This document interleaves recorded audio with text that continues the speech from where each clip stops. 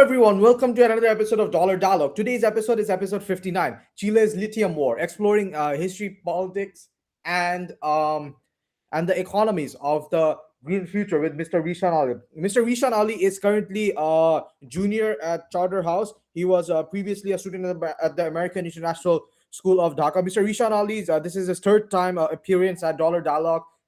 Every time he does an episode, the comment sections are filled with him coming requesting him to make another appearance, and it's a pleasure to have Mr. Rishan Ali come back for the third time due to his historical, business, and economic acumen, and as well as sharing his insights. So for today's episode, we'll delve into Chile. Mr. Rishan Ali is currently as well an IBDP student. He's majoring. He wants to major in history, and he's currently taking HL history, in which he has a 7 in, as well as HL economics, which I believe he also has a 7 in. So before we proceed with the episode, Mr. Rishan Ali, is there anything else you'd like to add to the introduction? No, I think you did a great job. I'm just really glad to be here again. I'm excited to talk about Chile. Thank you, Mr. Rishan Ali. So when we are talking about Chile, let's start with the historical background. So Chile doesn't see lithium as just another export. To understand why, we have to rewind the tape way back. So in the early 20th century, Chile's economy was defined by one word, which is resources. Copper built the state, funded social programs, and when foreign companies dominated it, it sparked resentment, and that resentment exploded into resource nationalism, the belief that what's under Chilean soil belongs to the Chilean people. And then came Augusto Pinochet. Under his dictatorship, Chile went through radical privatization. Markets were open, state assets sold, and inequality surged. Copper stayed largely nationalized, but lithium didn't exist as a strategic asset. And when lawmakers later realized its potential, they reacted with caution. And that's why lithium, unlike copper, was legally classified as a strategic, non-consensuable material. And translationally, this means that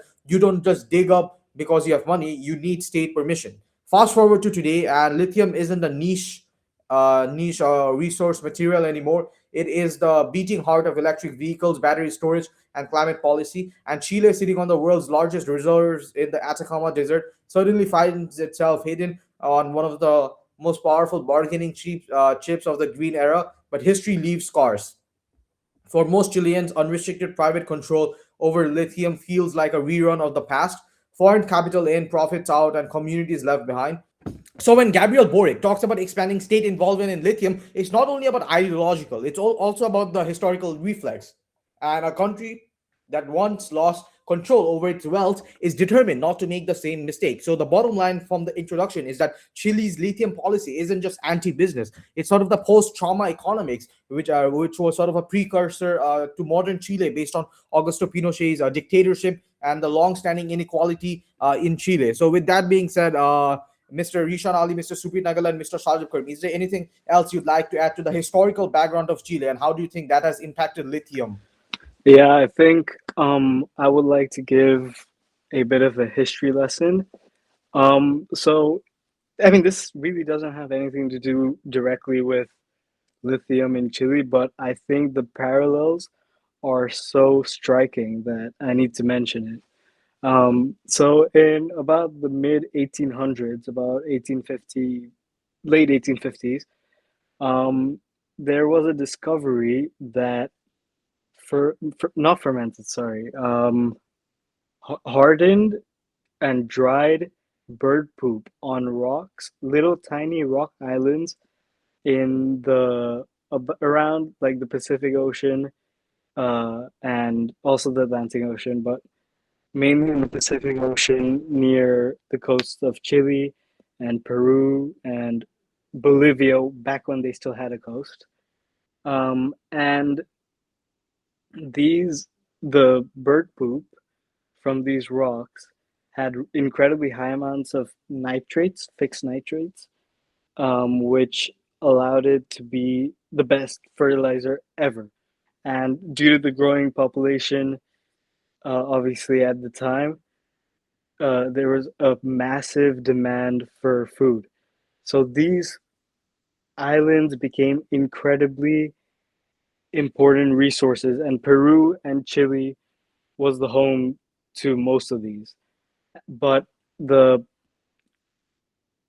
Spanish and the British and the French absolutely exploited these little islands and stripped all the guano. It's called guano. They stripped all the guano out of it in under a decade, and then they started moving into these countries to try and find other places where they can find something similar. And then in the Atacama Desert itself, where these lithium deposits are found, there was another type of naturally occurring fertilizer uh, called um, Chinese snow because it was similar to this Chinese salt, and that also really boosted Chile's economy until that also ran out. So how Chile fully messed up having one of the best resources in the world, actually the best resource, the most valuable resource in the world. They fully blew it up. They over extracted. They let too many foreign companies come in and exploit Chile. And they were left with barely any money by the end of it. Uh, and their neighbors, Peru, were even worse. So it wasn't as bad as that. But Chile really mismanaged that. And I think that is a massive lesson to learn for Chile. But I mean, it won't exactly have the biggest effect because I'm sure they wouldn't have overexploited it anyways. I'm sure they would have been wary of that. But I think it's very incredible to see how history is literally repeating itself in the same exact desert 200 years ago, where you found these incredible fertilizers. You now have another massive resource which is needed for the growing world. Thank you, Mr. Rishan Ali, for that very insightful response. I see that Mr. Supreet Nagal and Mr. Shazab Karim, both of your hands are raised. Would you also like to chime in? I think Shazib, you can begin first, and I will join you afterwards. I'm unable to hear you, Shazib. I think your mic isn't working. Could you please have a look? Hello, Shazab Karim. Hello, Mr. Shazab Karim. Okay, so I just wanted to say that what Rishan summarized, the history lesson was beautiful. I have nothing to add so far, and I think Arib, you can move on. Yeah, apologies, viewers. It seems like Mr. Shazab Karim is currently facing internet difficulties right now. Therefore, we will continue moving forward. And based on what Mishan has said regarding guano, I think what he's saying is very true. So, guano, we can in economics we can classify that as a common access resource, as it's a resource that is naturally occurring. It's not privatized, and it's owned and it's not owned by anyone. As in Chile, it was sort of owned and state controlled by the government, who, as Mr. Rishan Ali has said, they sort of they abused that resources in a negative way, which they couldn't like utilize that resource to in order to like prosper the nation. Therefore, based on what Mr. Rishan Ali is saying regarding guano, Rishan, do you think is Chile protecting its future currently by asserting state control over lithium, just like they did over guano, or do you think they're repeating the same mistake, which is slowing down its economic growth? Um, I think the big mistake with guano in the initial phase, before it was found in the Atacama Desert, was that they it was a purely slave run business. Like they brought in slaves from China, and they just made them work day and night, overworked them like crazy. Some of the worst working conditions ever. You know you can get something called guano sickness, which is when if you handle guano too much, you start coughing up blood and like blood starts coming out of your nose, and you can get tuberculosis, I think, as well. It was horrible, but they had these Chinese slaves basically digging at guano all day to fill up the massive European demands. Now, it's not exactly obviously going to be the same situation in today's world because that's just not possible. And a lot of the problems that are faced with that guano production faced and what Chile faced with guano, it it was like it was mid-industrial revolution. The world didn't really understand how to use their resources properly at that point. We have a much greater understanding of our resources now and how to manage having a valuable resource. There are good examples to follow. So I think Chile, it's very much the ball is very much in their court. I think the not letting it um, get too privatized, the nationalize it, right, Eric? Yeah, that's correct. Yeah. So I think the nationalization of it is a good idea. Um, it'll just let's see how they use the money, but I think if they manage this well, there's always a risk for corruption, especially in South America, but Chile is quite good with that generally, I mean, sometimes. Um, but I think Chile, it will just depend on how they use the money, but I think the nationalization of it is a good idea. What do you think, Supreet, Arif, Shazad? Sorry. Mr. Supritangal, I see that your hand is raised. Since you're also taking higher level business management and higher level economics, what do you think? Do you think the privatization, the nationalization of resources is a good idea for Chile? Okay, so for Chile, one second. Okay, so for Chile, we know that Chile is part of what's it called? It's called the triangle. It's called what's the triangle called, Arif, where the three countries share the resources? Chile is part of what's known as the Lithium Triangle, along with Argentina and Bolivia.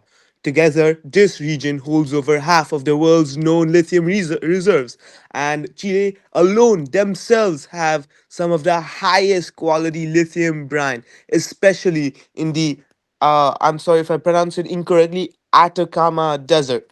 And uh, for decades, it's very true that Chile's lithium industry has been dominated by private companies, particularly SQM and Albemarle, operating under state licenses.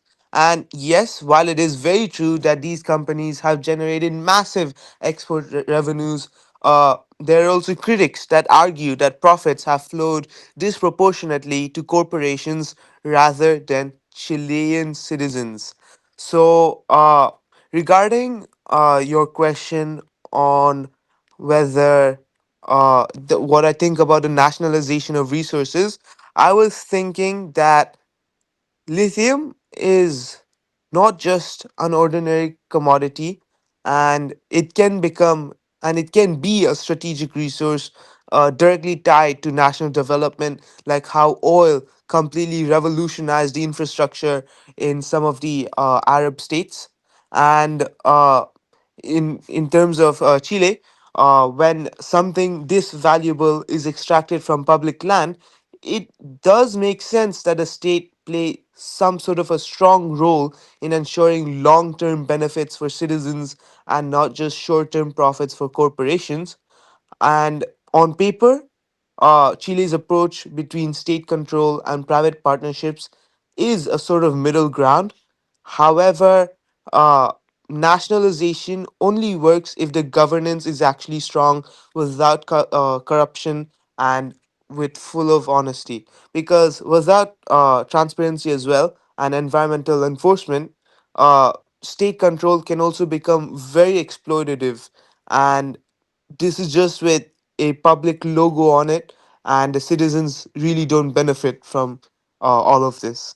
So we can also compare Chile and how they're managing the resources to the rest of the lithium triangle, because you see with Bolivia went the furthest with nationalization, because the state kept near total control and they prioritized sovereignty over speed, and the result, massive reserves, but very slow production, very limited exports, and years of missed opportunity due to technical and managerial challenges.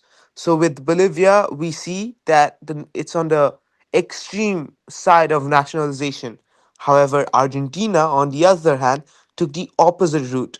It welcomed foreign investment aggressively, left lithium largely to provincial governments and private firms, and expanded production quickly.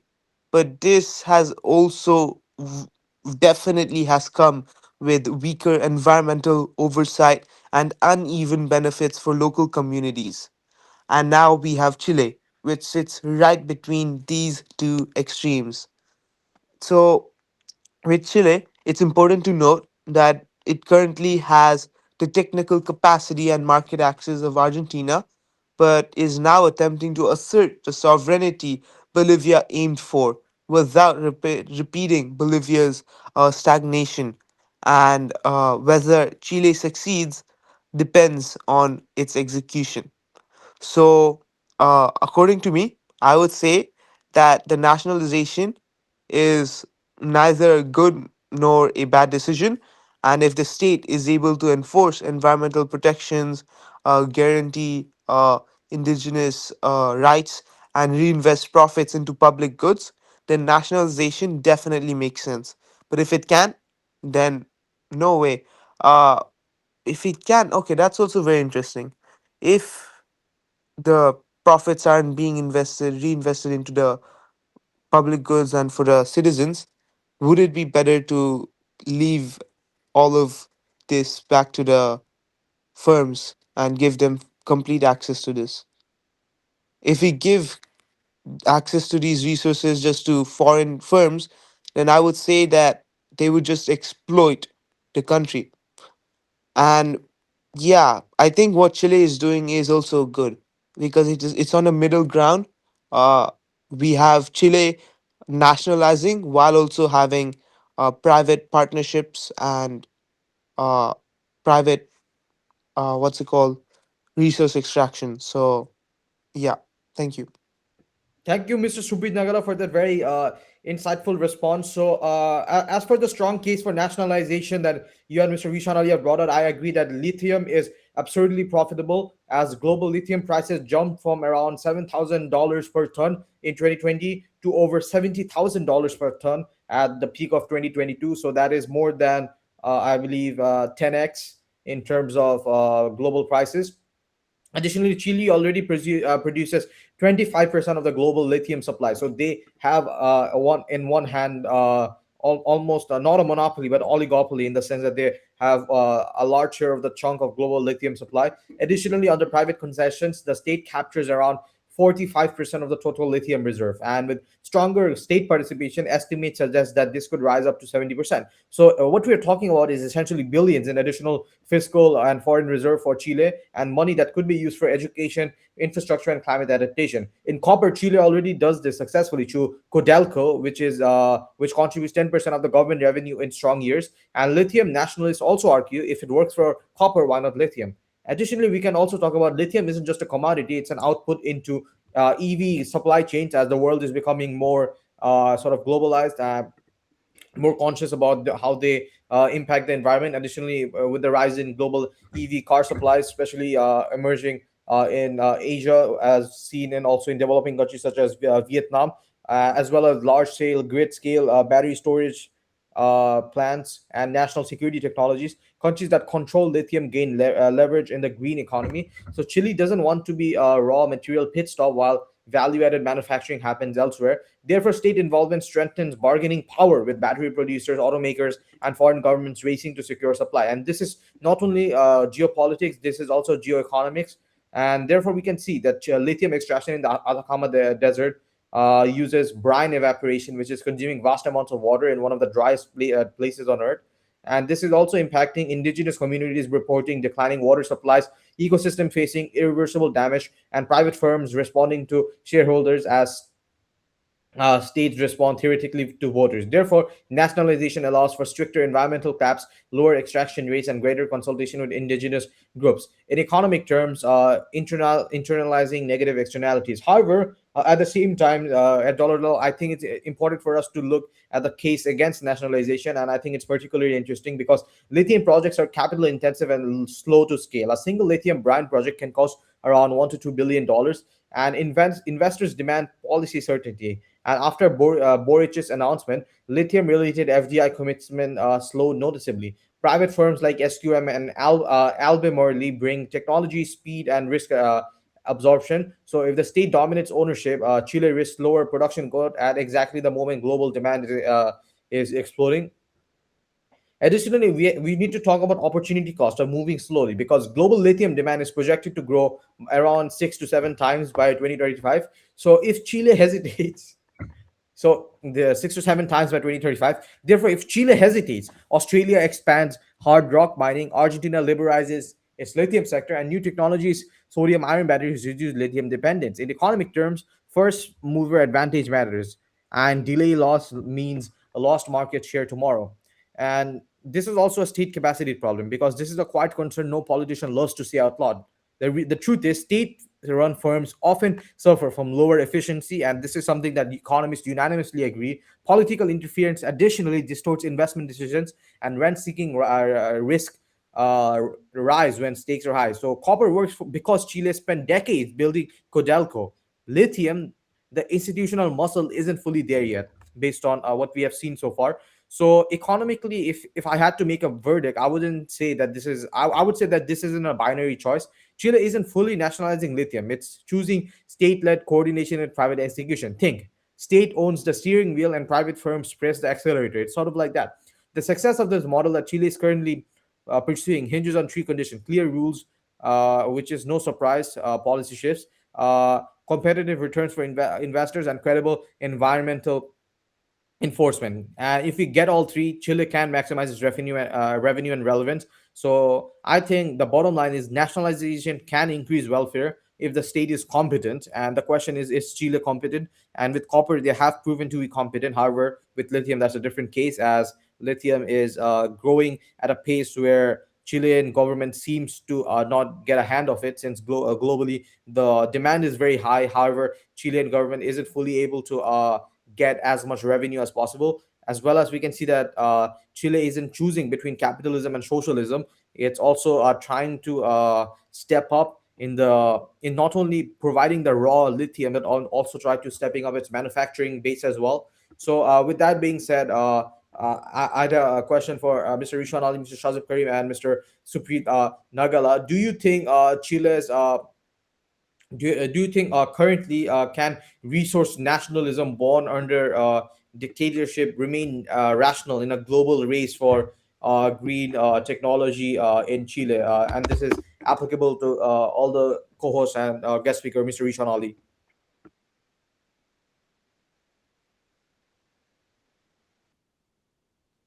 Oh, hi, sorry. Could you repeat the question, please? Yes, Mr. Rishan Ali. So, based on our current discussions on resource nationalism, do you think can resource nationalism born under Pinochet's dictatorship still remain rational in today's age in a global race for green technology? Yeah, I think it can. You know, Pinochet is a bit of a controversial character, but maybe not as bad as some people say.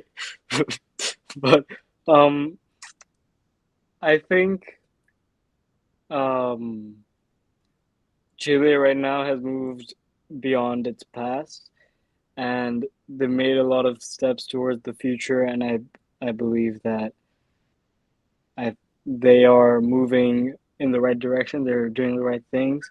It's not like the price of lithium is gonna drop anytime soon, or it shouldn't at least.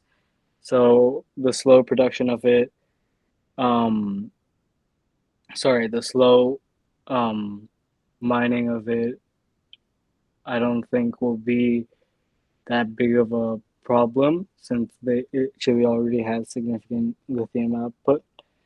Uh, but I mean, I think with any South American country, with the history every country has had with resources and corrupt officials and leaders, there's always a risk that runs, but that's pretty much most of the world. So I think Chile's um, nationalism isn't a big problem for for it being a reliable lithium exporter in the green race. Sorry, in the global race for green technology, as you put it. But I think whenever you have such a valuable resource, there's always a danger of um, something going wrong and problems at the top.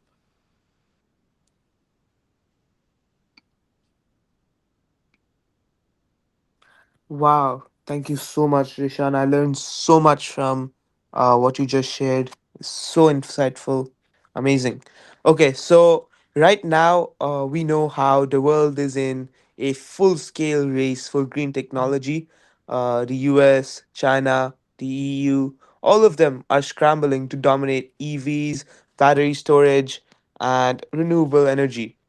And we know how governments are subsidizing uh, electric vehicles, and how companies are racing to scale production, and everyone wants secure supply chains for the minerals that make the transition possible.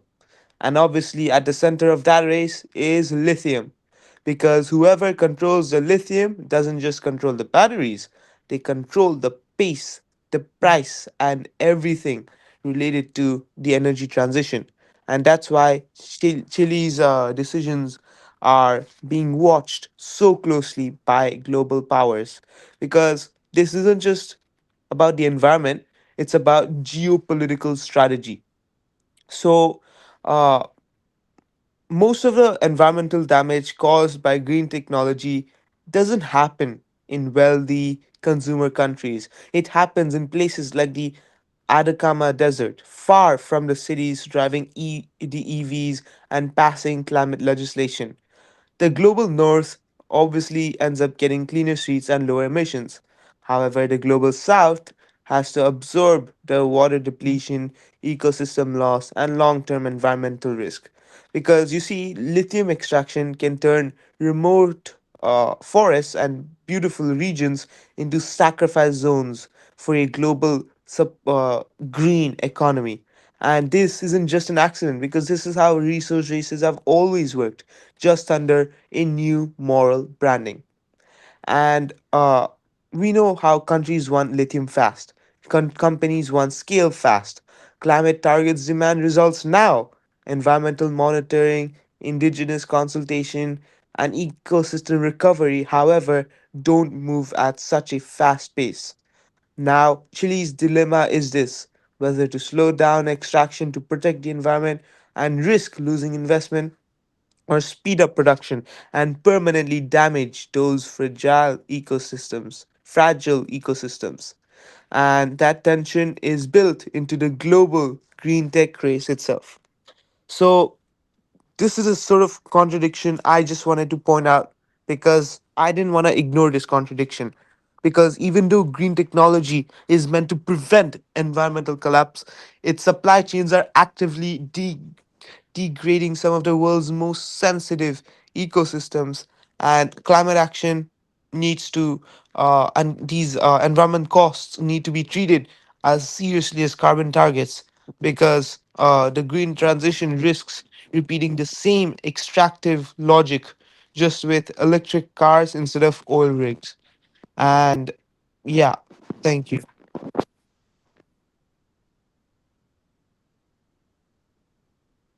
Thank you, Mr. Supit Nagala, for that very insightful response, and I wholeheartedly agree with all the affirmation, aforementioned comments. So moving on to the original trauma, which is who owns the ground beneath you. In the 1960s and early 1970s, Chile's economy revolved around copper, but foreign companies controlled it.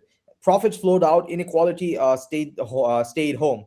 So that tension culminated under Salvador Allende, who nationalized copper with overwhelming public support. This wasn't radicalism; it was consensus. Even conservatives voted yes. But then came the rupture. Under Pinochet, Chile became the world's most extreme free market experiments. State assets sold, labor protections weakened, wealth concentrated rapidly.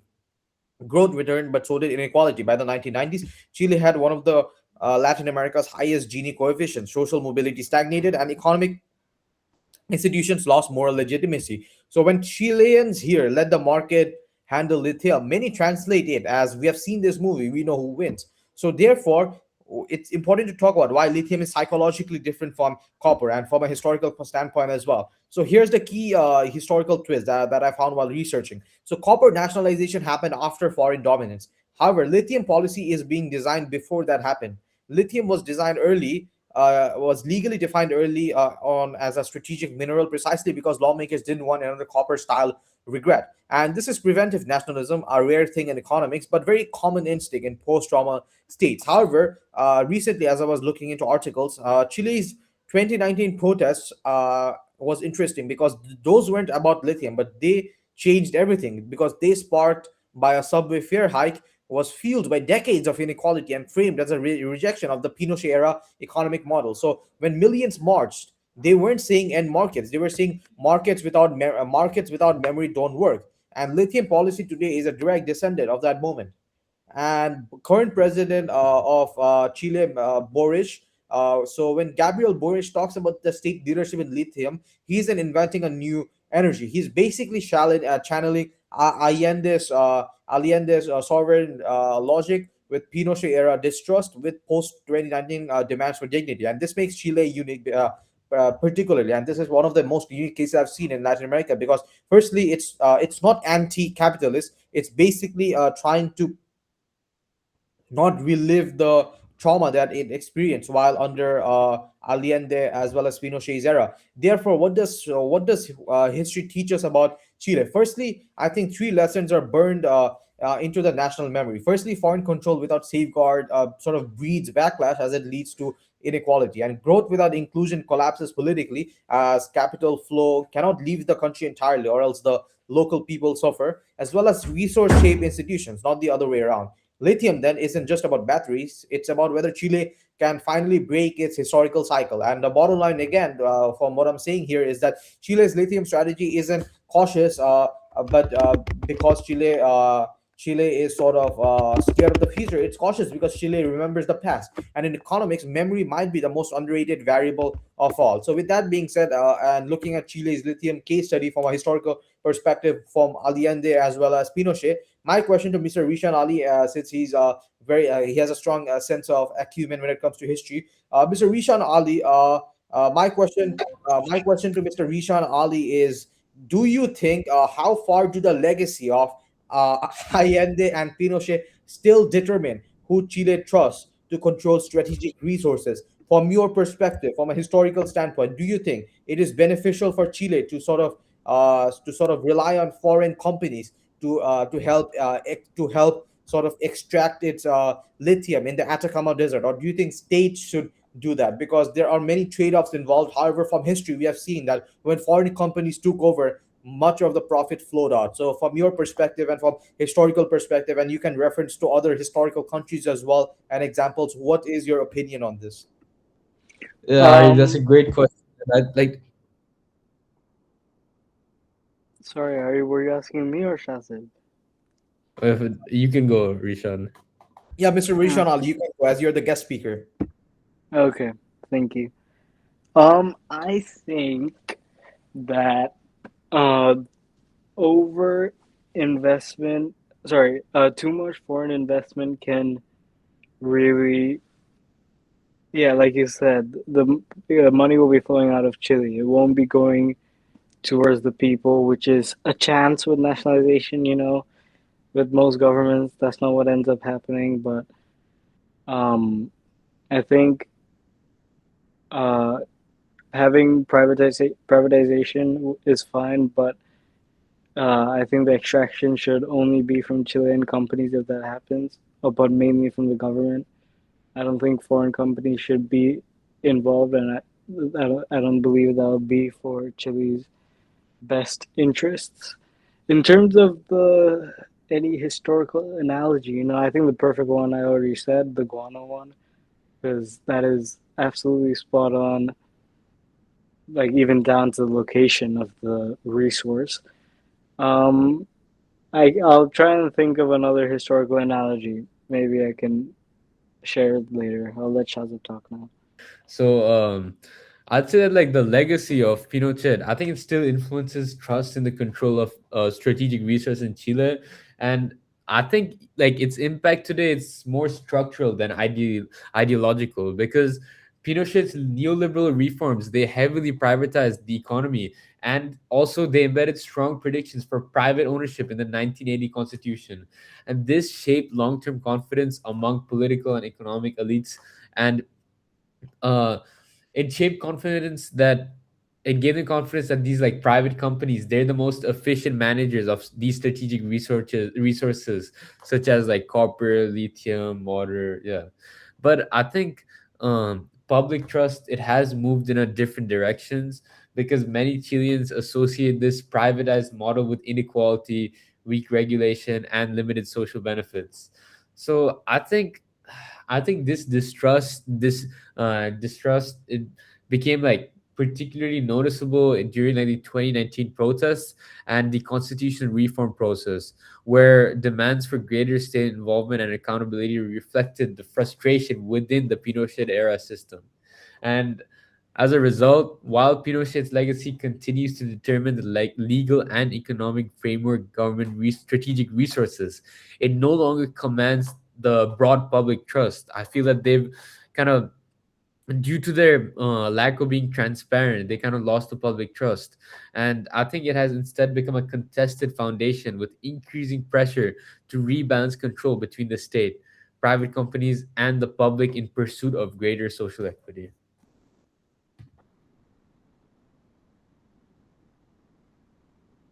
I've thought of a couple, examples of nationalization successes. I mean, they're not really historical.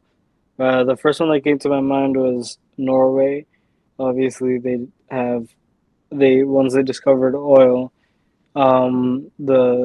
they didn't. I don't think they fully nationalized it. I might be wrong on this, but I think most of the oil fields were owned by the states, and there were like extremely strict regulations on private companies, and Norway also didn't. I don't think they allowed foreign firms to extract oil in Norway, and I mean Norway benefited incredibly from their oil. They managed to invest their money so well into their other sectors and foreign investment that they're not even relying on their oil anymore, which is, I mean, that's the dream for any country trying to avoid Dutch disease.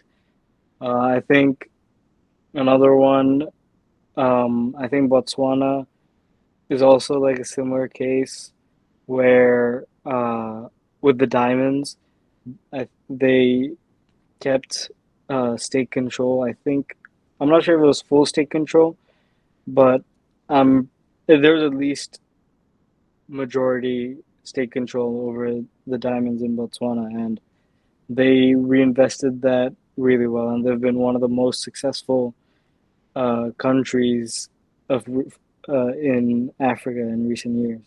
So I think there are a lot of success stories where nationalization or semi-nationalization has worked out really well for these countries. So I think uh, Chile could go down the same path, and I think that is what will most likely happen.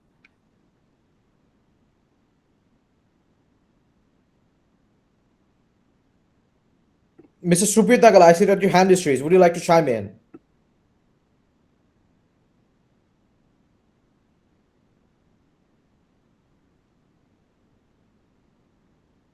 Apologies, viewers. It seems like Mr. Suprit Nagal is currently facing internet difficulties. So, moving forward to the next segment, which is about escaping the resource curse. Apologies, viewers. It seems like Mr. Shazab Karim has his hands raised. Mr. Shazab Karim, would you like to chime in? Yes, I would. I would like to ask our guest speaker today a question.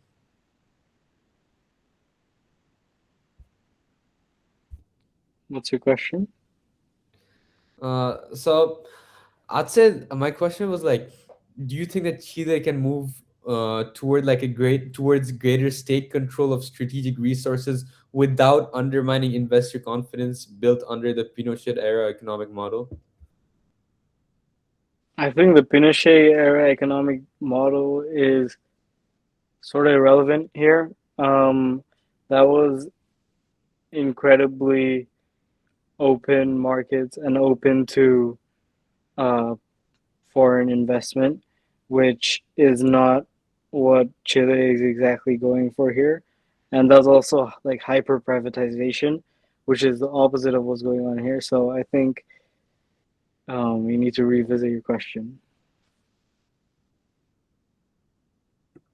Thank you, Mr. Rishan Ali, for that insightful response. So, moving forward to segment four, which is about escaping the resource trust. Can history finally break the cycle? We have seen that Chile's past doesn't just warn; it tests. So, for over a century, the pattern has been painfully consistent. And from our analysis today, we have seen that firstly, Chile has a lot of resources. So, what they do is they extract that resource, they export it, then they try to grow it, and then they try to concentrate it as part of their export concentration and their GDP. However, eventually that leads to revolt, and this was seen in 2019 as well as with copper. So copper followed that, nitrates before that, and the real question is whether lithium becomes the exception or just copper with better branding and worse water politics. So the resource curse, the Chile style, what's happening here, and based on analysis, we have seen that Chile has avoided the worst macroeconomic symptoms of resource curse, which is no hyperinflation or no collapsed institutions, but fell into a political version of it. Firstly, because they have seen growth uh, and economic growth but without the socio-economic mobility, and this is something that happens a lot with countries who are exporting as well. In Bangladesh, for example, 80% of the export revenue is coming from RMG garment ready-made garment sector. However, that isn't necessarily increasing the socio-economic mobility among workers or even the citizens, Bangladeshi citizens ourselves. And the reason for that is because there is a lot of inequality that stems from what Chile is doing, because the government controls majority of it, but the concentration and the profit are not shared equally. So by 2019, that contradiction exploded. Lithium now enters an economy that knows and what happens when raw materials dominate development without inclusion. And history has upgraded Chile's risk awareness, but awareness alone doesn't generate value. Firstly, right now Chile exports lithium mostly as lithium carbonate, which is low value and high environmental cost. And compare that with raw lithium carbonate, it's 20,000 to 30,000 dollars per ton, which is quite volatile. And battery grade components are usually 2 to 4 times more in value, and full battery cells orders of are usually in a higher magnitude. So if Chile currently stops all extraction, history repeats, because if it moves downstream, history blends. That's why policymakers currently, and Boris as well, they're talking about domestic processing and technology transfer, as well as public private industrial policy, which is something that has been done in other Latin American countries as well. And therefore, we can see that this is a nostalgia, but it's late but intentional development strategy. However, why history makes us suspicious of Chile is because after decades shaped by Augusto Pinochet, Chile learned a hard lesson, which is markets allocate efficiently, but they do not distribute legitimately. And legitimacy matters because indigenous land, first of all, has been affected. Atacama Desert is currently facing one of the world's worst climate change due to a lot of water being extracted in order to extract lithium. Additionally, lithium extraction is on the Atacama Desert, which is also sitting on a fault line. So therefore, it is geographically hazardous as well. So history has taught us that Chile, that ignoring social buy-ins is very expensive. However, it can also lead to environmental degradation, as well as affecting the local Chilean populations as well. So therefore, my question to Mr. Rishan Ali, and this is applicable to Mr. Shazif Kari and Mr. Supreet Nagala as well. Firstly, do you think since Chile is concentrating so much on lithium, do you think Chile should expand their GDP into other sectors as well? And I think in Bangladesh we have seen the impact of what happens when we are reliant on one product as part of the GDP. So, Mr. Rishan Ali, Mr. Shaz Karim, or Mr. Supri Nagala, what do you think Chile can do instead of relying solely on lithium? And keeping in mind that Chile itself is not a very developed economy, so what do you think are the next best alternative in order for them to make sure they don't put all their eggs in one basket? I think Chile is in a bit of a tough spot now because, as you say, they're not a very developed economy, but they have an incredible resource. So it's hard not to get carried away. But I think from here, the big thing is even if they're not able, I'm not sure what other industries they could invest in, but even if they're not able to diversify, I think big things will be investing in education and investing in the future for the country and welfare and uh, infrastructure and but education mainly. I think if you bring up the education, the rest can come up on its own. What do you think, Shazib? Yeah, so then I agree with Rishan Ali, because even if you see Peru they're implementing a similar initiative where they're investing in their future education. Their main curriculum there is the IBDP program. So then if you really do invest in your education and the future generations, Ari, I do really believe that this will improve several sectors in the economy and really strengthen their tertiary sector. So where, as you can see, all the developed economies, their specialties are in the main their main specialties are in the tertiary sectors and the services. Sorry, Shazib, could you repeat that? What sectors? As a tertiary, like tertiary, tertiary. Could you explain what that means for the viewers, please? Sorry. Could you explain what that means for the viewers, please? Okay. Some may not Well, know. okay. There's three main sectors where there's the primary, secondary, and tertiary. Primary sector, and the primary sector is mainly the just extracting goods, and then secondary is production of the goods, and then tertiary sector, where the sector that you want to explain, it basically focuses it's service based. It focuses on like intangible services, activities, and experience for customers. Like, Yeah, I yeah, don't know, yeah, like, okay. Yeah, yeah, that's good enough. Yeah. All right. okay, fine. All right.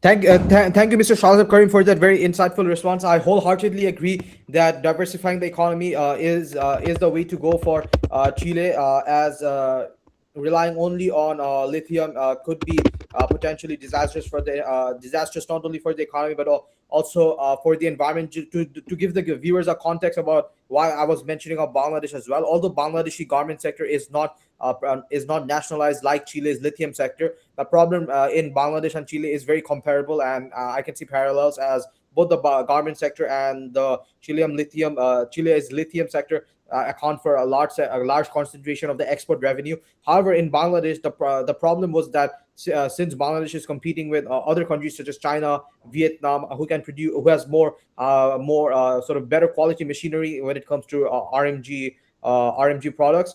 The problem is that Bangladesh's main comparative advantage lies in cheap labor. However, cheap labor cannot sustain long term RMG output, as eventually machinery is ultimately better at producing clothes at not only at a faster rate but also at a better quality. Therefore, the problem that Chile can also potentially face is the devaluation of its peso, because what happened with Bangladesh is that the BDT to USD ratio was one USD was around 85 BDT. However, after the COVID-19 pandemic, as well as the 2022 Russian invasion of Ukraine, the world was sort of caught in a haphazard environment, and as a result, many of the RMG sector was impacted as a result of it. Therefore, the what the government did was, since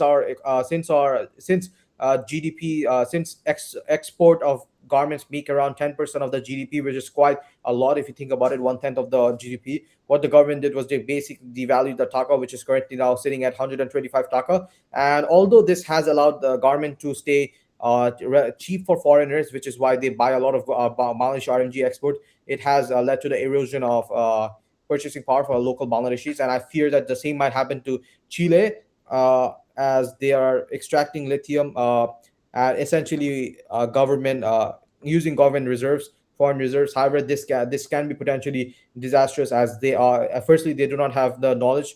Additionally, they also lack the equipment. So therefore, in order to Chile to stand out, I feel like they might not might I feel like they need foreign knowledge. However, it should not come at a price like previously with Allende, where basically all the profit was shipped off. So to talk about the final segment of today's podcast for today, and this is pertaining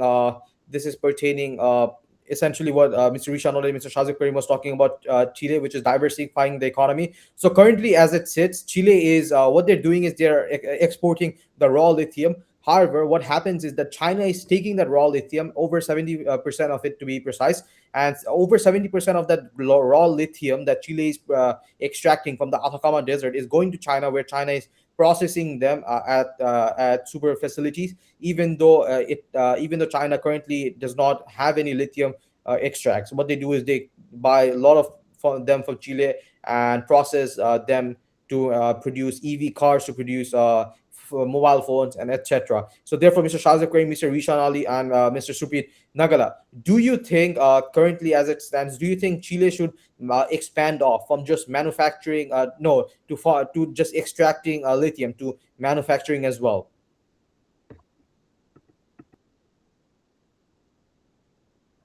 Wow, Ari, first of all, I'd like to applaud you for this analysis. I'd like to applaud you genuinely. But to answer your question, I would say from my perspective, it's a 100% yes. Chile definitely should expand from extraction into manufacturing, because their economy has long depended on exporting raw materials such as copper and lithium too nowadays. But I think this has provided stability in foreign exchange, but it does leave the country exposed to volatility, and it also limits value creation. And I think moving into manufacturing, for example, like copper based industrial products or lithium battery components, would allow Chile to capture more value along the supply chain, create higher skilled jobs, and reduce dependence on global commodity cycles. And this is especially relevant as demand for green technology arises, giving Chile an opportunity to move beyond just a raw material supplier. Rishan Ali, I think I see that your hand is Yeah. raised. What would you like I to add? think it should be said that what you're saying is it would be amazing, right? It's a perfect world, but unfortunately the world isn't perfect, and create and like capitalizing on the supply chain, like you're saying Chile should do, is gonna be a lot harder than just building a few factories or whatever. Um, the the processing that China does, the reason Chile doesn't do it is because they can't, and um, it's they're not exactly there yet where their industries and machinery are so advanced that they can um, manufacture high tech EVs like China is doing, especially not at the price China is doing it at. So I'm not sure if it's feasible. I don't have the correct economic knowledge of Chile's situation to know if that's a very plausible situation. Would you be able to clarify that for me, Shazu? Do you think it's very plausible for Chile to expand into higher tech manufacturing if they don't already have a manufacturing or machinery base? Well, I think, Rishan, the foundations already exist because Chile has world class reserves of copper and lithium, and strong institutions compared to much of Latin America. And they also have access to global markets through trade agreements. And this gives Chile a comparative advantage. And Arib, as you know, Mr. Spivey, we delved deep into comparative and absolute advantage. And Rishan Ali, will you please let me finish? So I think this gives Chile a comparative advantage that can be extended into downstream activities such as copper refining, cathode production, or lithium processing of batteries. And even other countries like Australia and Norway show that resource rich economies can move up the value chain if policies are consistent and credible.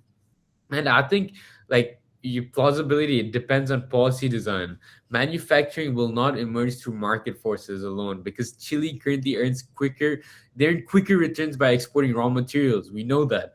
But I think target state support, such as incentives, infrastructure investment, and skills training, these activities would be needed, but without any heavy-handed protectionism. And I think public private partnerships are more realistic than full state ownership, as they maintain investor confidence while allowing the state to gain industrial development. And I think, but I do see the constraints though. If I do see the constraints because Chile, they face high energy costs and also limited domestic demand. But I do think that it is plausible to an extent. Um, I wanted to mention, you use Norway and Australia as the example. I mean, I used Norway as a analogy earlier, but I mean, I think, as you say, in the end, it's Norway and Australia are in a different situation, were in a different situation. They had much more foreign backing than Chile does right now, and they already had pretty strong economies, stronger than Chile does right now. So it's not like Chile will be able to fully copy what they did. Uh, but yeah, I mean, the my hand was originally raised because I would like for you to expand on the trade agreements that Chile has in place. I'm not very educated on that. I know that it's part of the South American alliance, right? With most of the other South American countries, maybe all. But Yeah, apart from yeah. So that, Chile has one of the most open trade regimes in the world. They have free trade agreements covering over 60 economies, I believe, including the United States, the EU, China, Japan, South Korea, and most of Latin America, as you'd mentioned. And I think, this gives Chilean exporters like zero tariff access to markets that account for the vast majority of global GDP. And this significantly lowers barriers for both raw materials and value-added manufactured goods.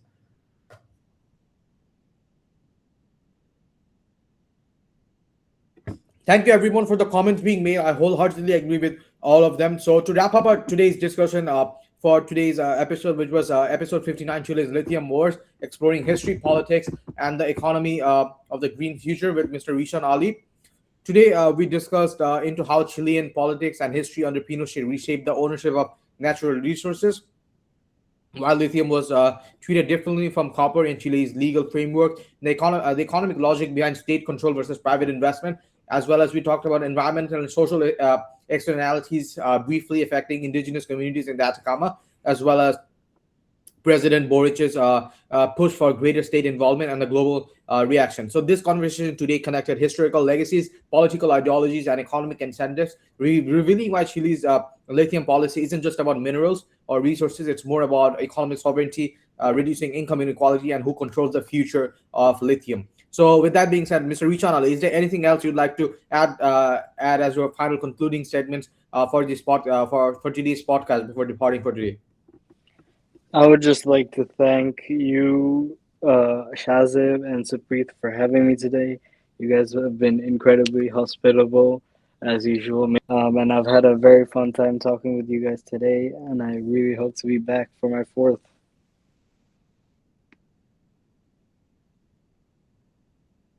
Thank you, Mr. Rishan Ali, for that final concluding statement. So, viewers, thank you for listening to today's episode, which was episode 59, Chile's Lithium Wars. So, stay tuned for another episode next week with another very interesting guest speakers. Thank you and goodbye for now.